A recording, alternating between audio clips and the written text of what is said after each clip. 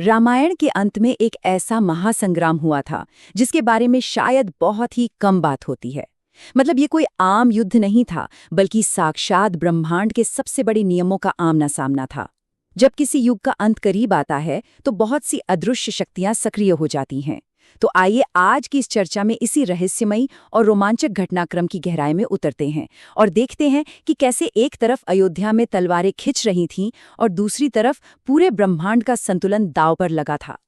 जरा सोचिए, जब स्वयं भगवान को अपना मानवीय रूप त्याग कर पृथ्वी लोक से प्रस्थान करना हो, तो क्या कोई ऐसी शक्ति है जो उन्हें रोक सके? बिल्कुल, यह सवाल ही ब्रह्मांड की नींव हिला देने वाला है, क्योंकि दांव पर केवल एक जीवन नहीं है, बल्कि पूरी सृष्टि का समय चक्र लगा है।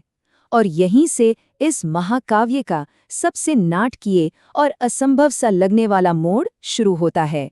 देखा जाए तो यहाँ दो अनंत शक्तियों का सीधा टकराव है। एक तरफ है नियति, यानी ब्रह्मांड का वो कठोर, न बदलने वाला नियम जो कहता है कि जो आरंभ हुआ है उसका अंत निश्चित है। द्वापर युग के आने के लिए त्रेता युग का जाना बहुत जरूरी है। और दूसरी तरफ है शुद्ध भक्ति, हनुमान जी का वो अटल संकल्प जो यमराज तक को श्री राम के पास फटकने नहीं देना चाहता। ये बिल्कुल वैसी ही बात है कि एक अजेय शक्ति एक अचल चट्टान से टकरा रही हो।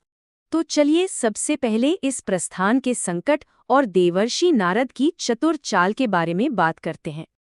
अब देखिए, स्वर्ग में तो हाहाकार मचा हुआ था। सभी देवताओं को समझ आ गया था कि बहुत बड़ा संकट खड़ा हो गया है, क्योंकि काल यानी स्वयं समय अयोध्या में घुस ही नहीं पा रहा है। ऐसे में देवर्षि नारद एक गजब की युक्ति निकालते हैं।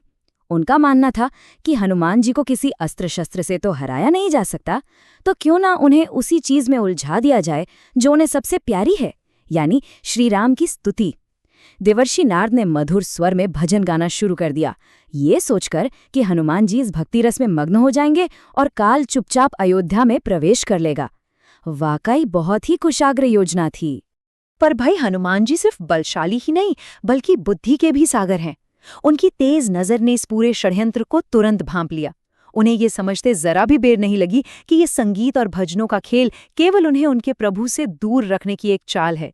जैसे ही ये बात समझ में आई कि नियति कोई खेल खेल रही है, वो बिना एक पल भी गंवाए तूफानी गति से श्रीराम की रक्षा के लिए वापस अयोध्या की ओर लौट पड़े। और इसी बीच पृथ्वी पर भी एक अलग रक्षा युद्ध चल रहा था, लव और कुश का धर्म युद्ध। जहां एक और स्वर्ग और ब्रह्मांडीय स्तर पर यह सब माथापच्ची चल रही है, वहीं अयोध्या की धरती पर श्रीराम की भौतिक और वैचारिक विरासत को बचाने के लिए एक दूसरा संघर्ष तेज हो रहा था। इस युद्ध के केंद्र में था देवामित्र, जो कुंभकर्ण का पुत्र था। वह अयोध्या से बदला लेने की आग में जल रहा था। उसका सीधा सीधा इल्जाम था कि श्रीराम कोई महान योद्धा नहीं है, बल्कि उन्होंने रावण और कुंभकर्ण को केवल छल कपट से मारा था। यह केवल एक आक्रमण नहीं था, यह श्रीराम के अस्तित्व और उनकी धर्म स्थापना पर सीधा प्रहार था। अब देवामित्र के इन तीखे आक्षेपों का जो जवाब लव और कुश ने दिया, वो सच में बहुत ही गहरा और दार्शनिक है। उन्होंने श्रीराम के नाम की पूर्णता को बहुत ही ताकत के साथ सामने रखा। उनका कहना था कि रावण का पतन इसलिए हुआ क्योंकि वो राम के आगे श्री लगाने से कतराता था। ये श्री कोई मामूली शब्द नहीं है, बल्कि ये साक्षात माता सीता की शक्ति है। सीता के बिना राम अधूरे हैं, और ये सियाराम का रूप ही वो अजेय शक्ति है जो धर्म की स्थापना करता है। मतलब लव और कुश सिर्फ एक राज्य नहीं बचा रहे थे, वो अपने पिता के नाम की गरिमा भी बचा रहे थे। अगर इन दोनों पक्षों की सोच को तौला जाए तो फर्क बिल्कुल साफ नजर आता है। लव कुश पूरी तरह से धर्म और न्याय के रास्ते पर हैं। वो युद्ध के सभी नियमों का पालन कर रहे हैं और देवामित्र को सुधरने का एक आखिरी मौका भी दे रहे हैं, बिल्कुल वैसे ही जैसे श्रीराम ने रावण को दिया था। दूसरी तरफ देवामित्र है, जो प्रतिशोध में पूरी तरह अंधा हो चुका है। वो विभीषण के धर्म मार्ग को सिर्फ कायरता मानता है। तो साफ है, ये सिर्फ हथियारों की लड़ाई नहीं थी, ये उसूलों का एक बहुत बड़ा टकराव था। चलिए अब वापस चलते हैं देवताओं की उस ब्रह्मांडीय दुविधा की ओर। स्वर्ग में देवताओं की चिंताएं अब अपने चरम पर थीं, क्योंकि स्वयं श्री राम ने स्पष्ट कर दिया था कि पृथ्वी पर उनका समय अब पूरा हो चुका है। धर्म की स्थापना हो चुकी है, राज्य पूरी तरह सुरक्षित है और लव कुश भी शासन संभालने के लिए तैयार हैं। श्री राम का विजन एकदम साफ था। जैसे सूरज का उगना और ढलना तय है, वैसे ही हर युग का एक अंत होता है। त्रेता युग को जाना ही होगा, तभी तो द्वापर युग के लिए रास्ता खुलेगा। लेकिन क्या हनुमान जी इस बात को मानेंगे? बिल्कुल नहीं। माता सीता और लक्ष्मण जी के प्रस्थान के बाद उनके हृदय की पीड़ा वैसे ही बहुत गहरी थी। उन्होंने साफ ऐलान कर दिया कि अब उनका सब्र खत्म हो चुका है। उनका संकल्प इतना उग्र था कि उन्होंने सृष्टि के जीवन और मृत्यु के चक्र को अपने अकेले के दम पर रोक दिया। ये एक भक्त का वो क्रोध था जिसके सामने ब्रह्मांड का कोई भी नियम टिक नहीं सकता। और इसका नतीजा, पूरे देवलोक में पूरी तरह से अफरा तफरी मच गई। सृष्टि रचने वाले ब्रह्मा जी हैरान हैं। ज्ञान की देवी सरस्वती खुद मान रही हैं कि इस अटूट भक्ति के आगे उनका सारा ज्ञान फेल है। देवताओं के राजा इंद्र बिल्कुल असहाय महसूस कर रहे हैं, और यमराज, जिनका तो काम ही प्राण हरना है, वो अयोध्या की सीमा में एक कदम भी नहीं रख पा रहे हैं। और यहाँ इस पूरी घटना की सबसे गजब विडंबना सामने आती है। याद है ना, अतीत में इन्हीं देवी देवताओं ने हनुमान जी को अमर होने और कभी न हारने के असीमित वरदान दिए थे, और आज वही वरदान देवताओं के गले की फांस बन गए हैं।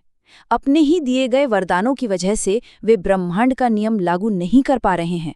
देवता खुद अपने ही बुने हुए जाल में बुरी तरह फंस गए थे। सिर्फ एक, जरा ध्यान दें, ब्रह्मांड की इतनी विशाल व्यवस्था, इतने सारे देवी देवता, इतने नियम, और उन सबको रोकने के लिए सिर्फ एक शुद्ध भक्त ही काफी है। ये इस बात का बहुत बड़ा प्रमाण है कि जब भक्ति अपने चरम पर पहुंचती है तो उसके आगे ब्रह्मांड की कोई भी शक्ति घुटने टेकने पर मजबूर हो जाती है। और यहीं से शुरू होता है अंतिम टकराव, समय और समर्पण के बीच का महासंग्राम। जब सारी कूटनीति और तरकीबें फेल हो गईं, तो मामला एकदम क्लाइमैक्स पर पहुंच गया। हनुमान जी की दूरदर्शिता देखिए। वो जानते थे कि उन्हें अगर कोई रोक सकता है तो वो केवल श्री राम है। इसलिए उन्होंने एक बहुत ही चतुर कदम उठाया। उन्होंने श्री राम को अपनी भक्ति की सौगंध दे दी कि वो इस मामले में बिल्कुल दखल नहीं देंगे। मतलब हनुमान जी ने अपने ही प्रभु को एक प्रेमपूर्ण बंधन में बांध दिया। अब श्री राम चाहकर भी हनुमान जी को हटने का आदेश नहीं दे सकते थे। चीजें कितनी तेजी से बेकाबू हुईं, ये कालक्रम बिल्कुल स्पष्ट कर देता है। सबसे पहले नारद मुनि का प्लान फेल होता है, फिर हनुमान जी श्री राम को अपनी सौगंध में बांध देते हैं। इसके बाद हताश यमराज अपने यमदूतों को बलपूर्वक अयोध्या में भेजते हैं, और अंत में अयोध्या के द्वार पर अकेले डटे हनुमान जी उन सभी यमदूतों को बुरी तरह धूल चटा देते हैं। हनुमान जी की ये रक्षा प्रणाली कोई साधारण पहरेदारी नहीं थी, एकदम सॉलिड नीति थी। पहला चरण, अयोध्या की सारी सीमाएं सील करना। दूसरा और सबसे कड़क चरण, ये घोषणा करना कि जो भी श्री राम की शांति भंग करेगा वो सीधा हनुमान का दुश्मन माना जाएगा। और इसका नतीजा ये निकला कि यमदूतों के हारने के बाद स्वयं यमराज को अपना सिंहासन छोड़कर पृथ्वी पर उतरने के लिए मजबूर होना पड़ा। देखा जाए तो ये एक साथ चलने वाले दो महायुद्ध हैं। दोनों का मकसद एक ही है, श्री राम के प्रति अटूट कर्तव्य। लव और कुश अस्त्र शस्त्र उठाकर देवामित्र से लड़ रहे हैं ताकि श्री राम की विरासत और उनके स्थापित धर्म की रक्षा हो सके। और ठीक उसी समय हनुमान जी ब्रह्मांड की सर्वोच्च शक्तियों से भिड़ रहे हैं ताकि श्री राम के भौतिक शरीर को बचाया जा सके। कर्तव्य और निष्ठा का ऐसा उदाहरण शायद ही कहीं और देखने को मिले। जब एक सच्चे भक्त के सब्र का बांध टूटता है ना, तो उसका परिणाम सच में भयंकर होता है। यहाँ तक कि मृत्यु के देवता, जिनसे पूरी दुनिया कांपती है, उन्हें भी एक भक्त के इस रौद्र रूप का सामना करने में पसीने छूट रहे थे। यमराज का धरती पर आना उनकी ताकत नहीं, बल्कि उनकी बेबसी दिखा रहा था। हनुमान जी ने सिद्ध कर दिया कि शुद्ध भक्त की ताकत मृत्यु के भय से कहीं ज्यादा विशाल है। तो आइए इस अजेय शक्ति और अचल संकल्प के निष्कर्ष की ओर बढ़ते हैं। इस पूरे घटनाक्रम का दार्शनिक अर्थ बहुत ही गहरा है। त्रेता युग के अंत की ये घटना एक बहुत बड़े विरोधाभास को सामने रखती है। एक तरफ नियति है, वो तार्किक और जरूरी नियम जिसके बिना ब्रह्मांड चल ही नहीं सकता, और दूसरी ओर शुद्ध भक्ति है जो हर तर्क से परे है, जिसकी कोई सीमा नहीं है और जो सृष्टि के नियमों को पलटने का भी साहस रखती है। दोनों ही अपने आप में सत्य हैं, और सच कहें तो यही इस कथा की सबसे बड़ी सुंदरता है। तो इस पूरी चर्चा के अंत में एक बहुत ही गहरा सवाल पीछे छूट जाता है। विचार करने वाली बात है कि जब भाग्य का वो अटल नियम शुद्ध भक्ति की अटूट शक्ति से टकराता है, तो वास्तव में जीत किसकी होती है?